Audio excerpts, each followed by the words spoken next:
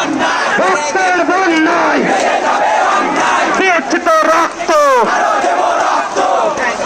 তুমি কে আমি কে, তুমি কে আমি কে, কে বলেছে কে বলেছে, কে বলেছে কে বলেছে,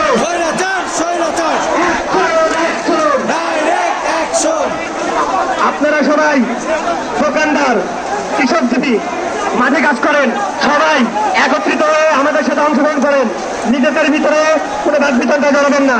আমাদের আন্দোলন শান্তিপুত্র আন্দোলন। আমরা এগিয়ে যাচ্ছি আজকে